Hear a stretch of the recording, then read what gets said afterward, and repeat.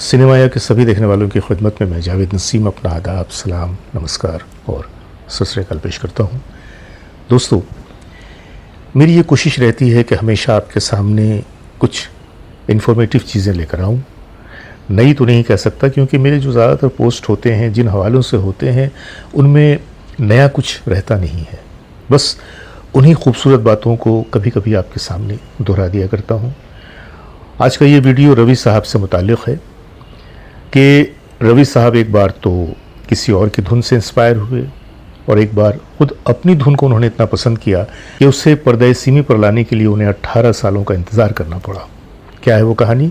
आज की वीडियो में मैं आपको यही बताने वाला हूँ। तो बने रहिए हमारे साथ और देखते रहिए अपना मनपसंद चैनल सिनेमाया। आइए चलते हैं आज की वीडियो की तरफ।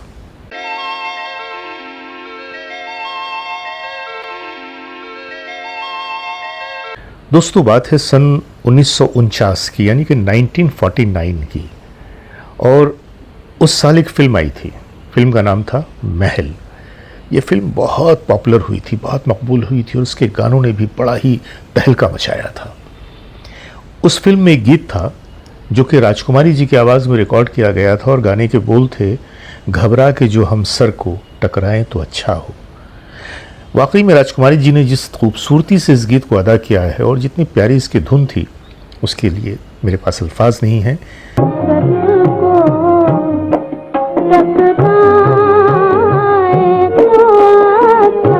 महल का संगीत दिया था खेमचंद प्रकाश जी ने और गीत लिखे थे नक्शब ने।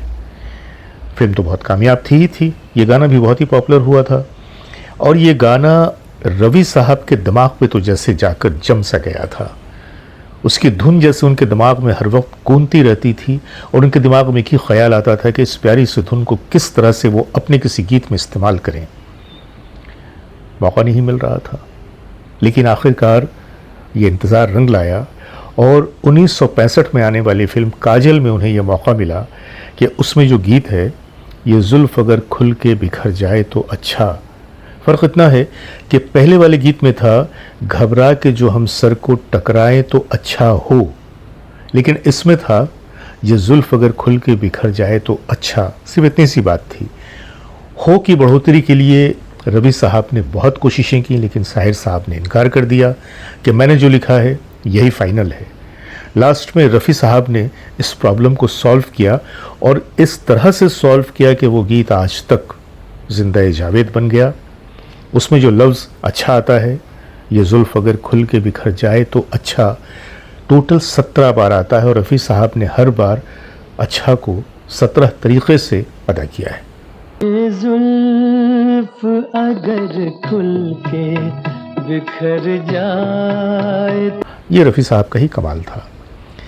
रवि साहब और रफ़ी साहब का एक बहुत ही प्यारा रिलेशन था, बल्कि यूँ कह लीजिए कि रवि साहब को उकसाने वाले रफ़ी साहब थे कि आप बॉम्बे आकर काम कीजिए, और रवि साहब ने अपने कैरियर के दौरान जो बेहतरीन काम किया वो रफ़ी साहब के साथ ज़्यादा से ज़्यादा किया। बहरकैफ रवि साहब की जो कारकर्दगी रही, उनका जो काम रहा, और इतना खूबसूरत काम कि उससे इनकार तो किया ही नहीं जा सकता। अब हुआ ये कि फिल्म महल के उस गीत को, जो कि वो इंस्पायर हुए थे 1949 वाली फिल्म से, उसका तो इस्तेमाल हो गया 1965 की फिल्म काजल में। लेकिन ऐसा ही एक वाक़या थोड़ा पहले हुआ था कि 1957 में उनको एक फ़िल्म मिली थी। फिल्म का नाम था एक साल। एक साल के जो प्रोड्यूसर डायरेक्टर थे वो थे देवेंद्र गोयल जी, और फिल्म में गीत लिखे थे प्रेम धवन जी ने और उसे संगीत दिया था रवि जी ने। कई गीत थे उसमें, प्यारे प्यारे गीत थे। अब उसमें जो है वो रवि साहब ने एक बहुत ही प्यारी सी धुन बनाई, लेकिन धुन कुछ ऐसी ही, या तो कह लीजिए कि बदकिस्मत थी या कठिन थी, कि उसमें जो गीत लिखे गए वो रवि साहब को पसंद ना आए, कभी देवेंद्र गोयल जी को पसंद ना आए। कई बार कोशिशें की गई, लेकिन वो गीत नहीं बन सका और वो कंपोजिशन यूं ही बेयारो मददगार पड़ी रही। आखिरकार देवेंद्र गोयल जी ने कहा कि भाई ऐसा करें कि आप इस कंपोजिशन को हटा दीजिए और इसके बगैर ही हम सारे गानों को रिकॉर्ड करते हैं, और ऐसा ही किया गया। अब वो जो धुन थी बेचारी बेयारो मददगार रवि साहब के पास पड़ी रही, क्योंकि उसका कोई पुरसाने हाल नहीं था, कोई ऐसा उसमें गीत नहीं मिल रहा था कि जिस पे उस धुन को फिट किया जा सके। लेकिन कहीं ना कहीं चूंकि वो कहते हैं ना कि हर शायर का कलाम या हर मौसीक़ार की धुन उसकी अपनी औलाद की तरह से होती है और वो उससे वैसे ही प्यार करता है। कुछ ऐसा ही आलम रफ़ी साहब का भी था, क्योंकि जो धुन उन्होंने बनाई थी वो उनके हिसाब से बहुत प्यारी, बहुत ख़ास थी और वो चाहते थे कि उसका इस्तेमाल करें। यह और बात के हालात ने इजाज़त नहीं दी, लेकिन 18 सालों के बाद उन्हें मौका मिला और अब जो मौका मिला तो उन्होंने चाहा कि अब इसे मिस नहीं करना है। 18 सालों तक वो धुन बेचारी यूं ही पड़ी रही और जब उन्हें 1975 में फिल्म एक महल हो सपनों का मिली तो जाकर रवि साहब का ख्वाब पूरा हुआ और रवि साहब ने साहिल लुधियानवी साहब के कलम का वो जादू देखा और उसे अपने गीत में उन्होंने ढाला, अपने कंपोजिशन में ढाला और एक बहुत ही खूबसूरत सा गीत उन्होंने रच दिया। इस गीत के 2 वर्जन हैं। किशोर कुमार जी की आवाज़ में भी इसे रिकॉर्ड किया गया जिसे किशोर जी ने बहुत अच्छा गाया और लता मंगेशकर जी की भी आवाज़ में एक वर्जन है। उनकी तो खैर बात ही अलग है। लेकिन मज़े की बात यह है कि 1975 का वो दौर था कि जब रफ़ी साहब की वापसी हो चुकी थी, लेकिन उनकी वापसी के बावजूद किशोर कुमार का जो नशा था वो अब तक बरकरार था। अब भी म्यूज़िक डायरेक्टर्स किशोर जी से लौ लगाए हुए थे।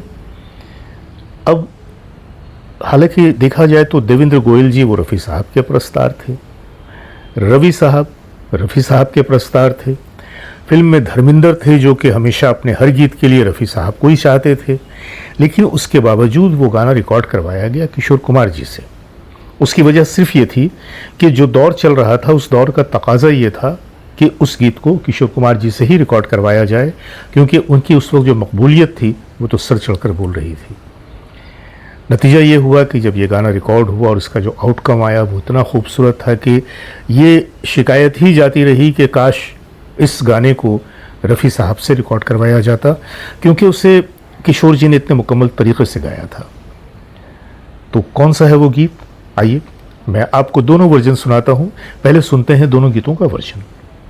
दिल में किसी के प्यार का जलता हुआ ये तो थी किशोर कुमार जी की आवाज़। आइए अब सुनते हैं मलका तरन्नुम लता मंगेशकर जी की आवाज़ में इसी गीत को। तार का जलता हुआ दिया। भाई ये झलकियाँ दिखाने की तो मेरी मजबूरी है, ये तो आप भी समझते हैं। वैसे आप इन गीतों को YouTube पे जाकर पूरे का पूरा सुन सकते हैं, देख सकते हैं। हाँ, चलते चलते मैं एक बात बताता चलूँ कि इस फिल्म में यूँ तो कई गीत थे, लेकिन एक गीत ऐसा था, डुएट था वो, जिसके लिए रवि साहब ने लता मंगेशकर जी और किशोर कुमार जी का ही इंतखाब किया था। लेकिन उस गीत के लिए देवेंद्र गोयल ने कहा कि मैं चाहता हूं कि इस गीत को ख़ास तौर से लता जी के साथ मोहम्मद रफ़ी साहब गाएं। लिहाजा एक गीत ऐसा भी था कि जिसे किशोर कुमार जी की जगह रफ़ी साहब से गवाया गया, क्योंकि वो हमारे फिल्म के जो करता धरता थे उनकी फरमाइश थी।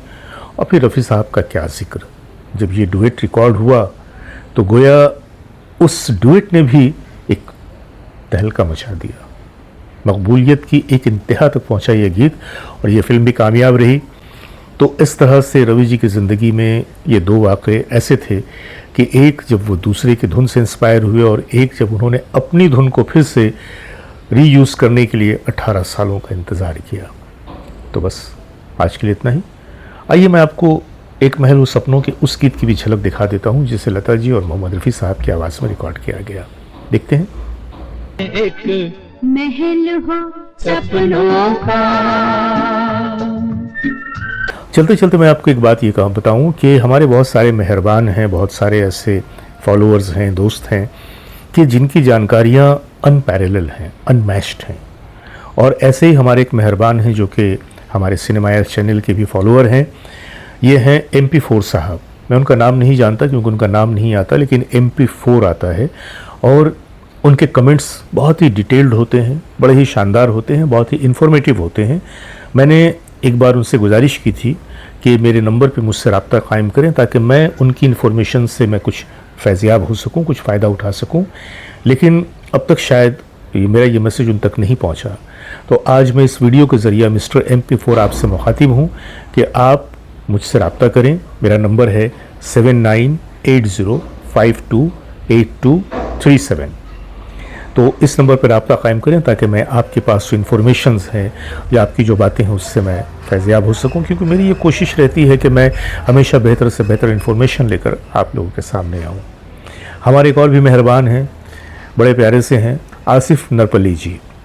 इनके कमेंट तो भाई क्या बात है, कमेंट तो बड़े खूबसूरत आते हैं और मैंने सोचा कि अब ऐसा करेंगे कि जो खूबसूरत कमेंट्स होंगे हम नाम के साथ आपके सामने उनका भी इजहार करेंगे।